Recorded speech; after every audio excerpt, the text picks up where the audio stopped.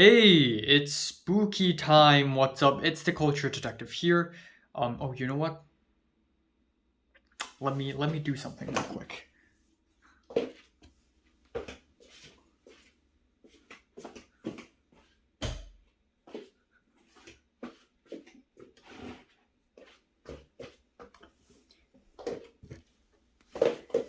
There we go. Now we're talking.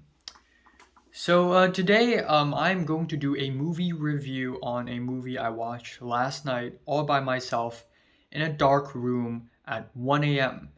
And that movie is Ring, or a lot of people call it Ringu, which is stupid. No, it's Ring. That's the name of the movie. It's Ring, okay?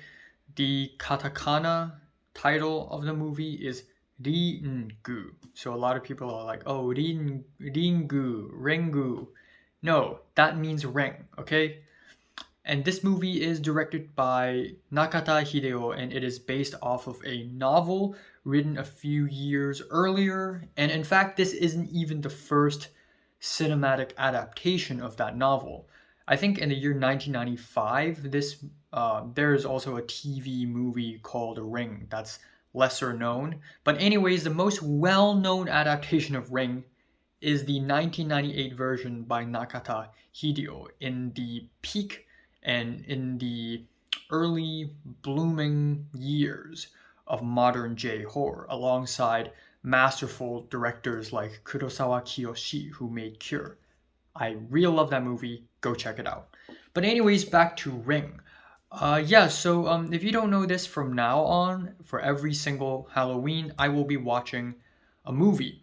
I will be watching a scary movie. In 2020 Halloween, I watched The Silence of the Lambs, which was a good movie, but I was a little bit underwhelmed, just a tad bit. And then in 2021 Halloween, I watched Audition by Miike Takashi, and I freaking loved it. It's a slow burn, but the build up, the dread, the climax is just freaking disturbing, and I love that shit. But anyways, Ring, Ring, Ring, Ring.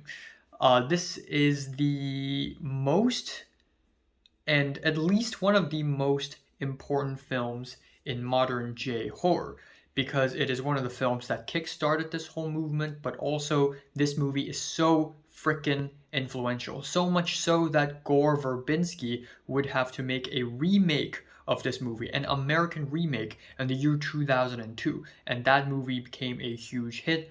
The scary girl with the long white dress and the long black hair, Sadako, became a bit of an icon because of this movie as well. So yeah, it's needless to say that Ring is one of the biggest bosses. And you know me, American horrors don't affect me all that much, but J horrors, they're fucked up. And I even hesitated. Maybe, yeah, I know I'm 20 years old, I'm a grown ass man, but maybe Ring would fuck me up, you know? Maybe it's a bad idea to watch Ring. Maybe I should wait for next year. But you know what? If I wait for next year, maybe next year I'll say the same thing again. So if I want to watch Ring, I'll have to watch it. So I did. I watched it yesterday, and wow, this is a good movie. This is a good movie. So essentially, the plot to Ring is really simple. There is a videotape. Um, you put it into the tape player. I know I'm young. Um, there's a videotape. If you watch it, the phone is gonna ring. It's going to tell you that 1 week later you're going to die, and then 1 week later you die. And that is basically the whole thing with Ring. It's really simple, but it just works really well. I'll explain that later. First of all, what I love about Ring is that the directing is really clean, and the editing is also really, really clean and crisp and clear. There are no fancy, crazy, weird shots. There are no fancy cuts or anything. Every single cut is clean, dry. A scene ends, next scene begins. This scene ends, another scene begins. Simple as that. There's nothing fancy with it. And I really love horror movies that does that. I mean, Cure does that too, except the editing of Cure sort of goes insane at the end. But a lot of horror movies try really fancy camera work and fancy editing that actually detracts from the scariness of the movie because now you're thinking about, ooh, cool camera shots, ooh, cool editing, and then that distracts you from fear. Fear is the main ingredient here. Stick to it. Don't let anything else distract it. Again, the plot is really simple, and I like that because if the horror movie is overly complicated, then it's going to be more confusing than it is scary, and confusion will distract you from scariness. Remember, scariness is the main ingredient. If you want to make a truly scary movie, don't make it complicated. Don't make it very fancy. Make sure scariness is the most important ingredient. The sound design is amazing in Ring. I have to say, the videotape itself is really scary. The static noises, the murky, strange sounds, but also just every day when a new day begins, there's a sign, there's a red text saying, oh, it is Tuesday, or oh, it is Wednesday. And whenever the text shows up, it's like, whoa. And it's really cool. And sometimes nothing would happen. So this movie deals a lot in silence and stillness. A lot of the shots in this movie are completely still, and a lot of the shots are really, really quiet. No background noise. There is background noise, but very, very quiet. But then the movie would suddenly play a sound effect, like a whoa, something drony and weird. And it's like, whoa, what? What's going on? And then you know something's up. Sometimes it doesn't scare you visually, but it scares you in a sonic way. In a way that a sound effect is scary. And that's really important. Again, so many horror films just, even in 2022, so many horror films just don't know how to use sound. Sound is so important. Sound is half the story or half the film. So sound design, very good. This movie is also really well paced. It's only 95 minutes long, but it accomplishes a lot. And there's so many effective scares in this movie. So again, if you know me, I don't get scared by movies often. But in recent memory, there are only 3 movies that truly scared me, so much so that I want to exit full screen. Hereditary, Shudder, and Ring. And I would have to say Ring might be the scary of the 3. I'd say Shudder is also just as scary, but when it comes to filmmaking and good editing and good sound design, I think Ring just takes the cake. It's just so damn good. And a lot of people, I guess, I guess Ring wouldn't be for everyone, especially if you spend your whole life consuming American horror films, because Ring is very quiet. But American horror films tend to be very loud and gory and violent.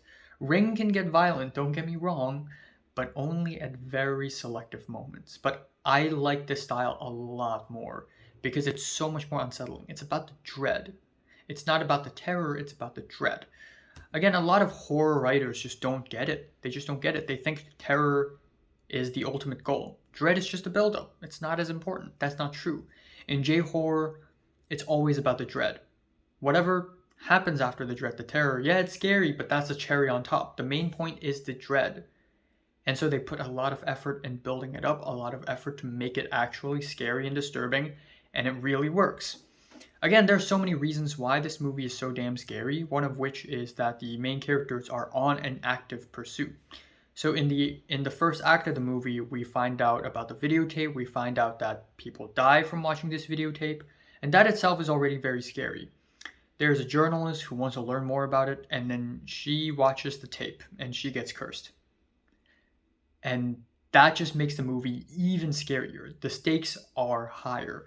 And as if the stakes are not high enough, there's a countdown. She's going to die in 1 week, so the story can only go so far as 7 days.